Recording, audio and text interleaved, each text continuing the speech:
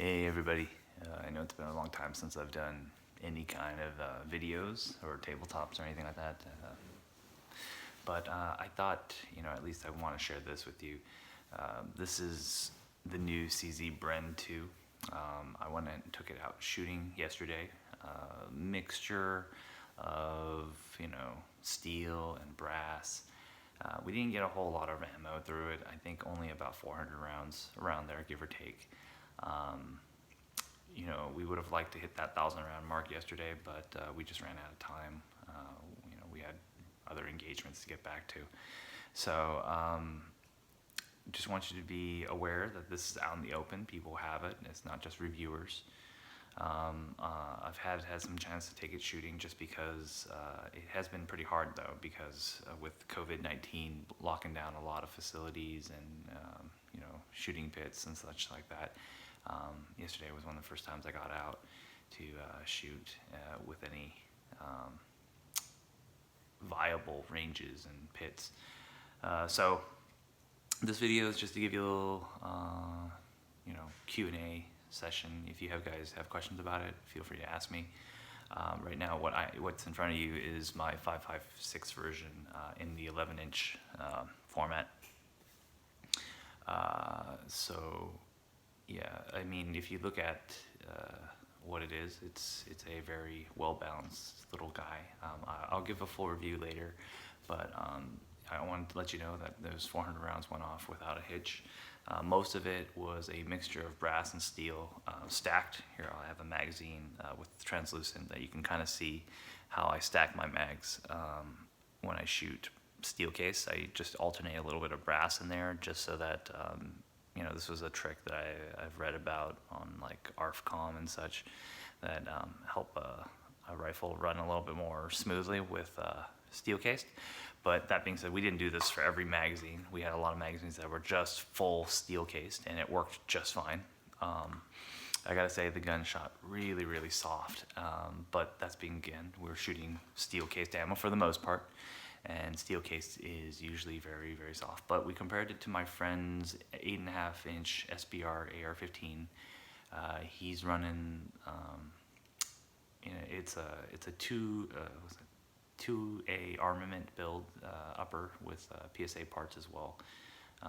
It was like a collaborative thing they did, but he has the Maximum Defense CQB stock on it, the PDW thing, and I gotta say, recoil-wise, 223 doesn't have a lot of punch, but the kind of the explosiveness and the suddenness of the recoil is a lot dampened in the CZ. There's a lot of weird little nuances about it that just make it kind of a unique shooting experience. I'm not gonna say it's better or like it's much more soft or shoots like a 22, because 223 shoots like a 223. That's what it is. But it shoots very flat for something that has a flash hider, not a comp. The recoil feels disconnected from the trigger pull, or from what you expect. So those are really interesting things about this rifle. There's a lot of assumptions we're making right now about how this gun could be, a contender for the ring. Can it dethrone a really well-tuned AR-15? That's a bit tough. I'm gonna have to do some accuracy testing with it, with some quality ammo, as opposed to just like the crap ball I was shooting yesterday. I think we were just running through Wolf Gold and Wolf Steel. So, but it ran perfectly. A couple things I just want to bring up to you is today I have all these magazines in front of me. Got a Lancer L5 AWM, got a Gen 3 Magpul, got a Gen 2 windowed, got a crappy Staneg, and we're not going to put these in, but because I don't know, they're all right. Anyways, here we go. Just to give you an idea of mag fit. Here we go. Let's move these guys here.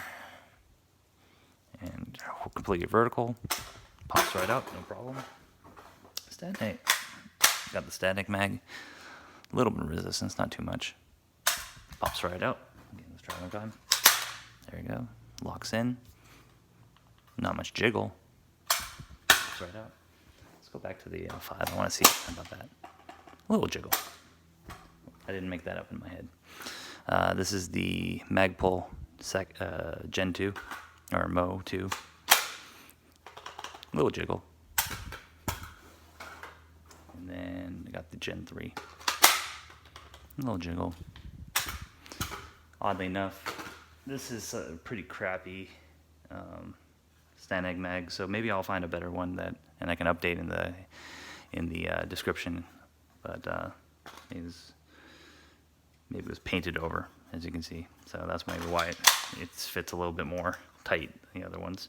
I'll see if I can find some DH mags or maybe like a BCM mag or something like that. But yeah, here we go.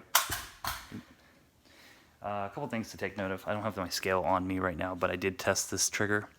Here, let me just clear it for you real quick. Yeah, okay. So, you can check out this trigger actually here. See, I'll pull with my right thumb so you can see how light it is. Yeah. So, on the scale, when I tested it, it was about 3 to 3 1/4 pounds required to disengage that trigger. And then, so we did that. I did that about 6 times, and it regularly fell around 3 to 3 1/4. It didn't ever go outside of those. I have just like a really cheap trigger pull gauge, but it confirms whatever I suspect, and that this trigger is super light. I take that as a great thing. I think this is a great stock gun so far. Yeah, I mean, if you guys have questions, let me know. Today's thing was just to show you magazine fit and give you some initial impressions of how it shoots. Let's see. Oh, yeah, one weird thing about this thing. Check it out. We disengaged the hammers forward. Look what you can do. Ooh. Again, if you guys have any questions, feel free to shout out. I'll try to get some more rounds through it to see if it hangs up or exhibits any other weird behaviors. But overall, so far, I'm liking this. All of the people I shot with really liked it. They all asked me to see if I can find more for them. If you have any questions, hit me up. This is 3IS, signing out.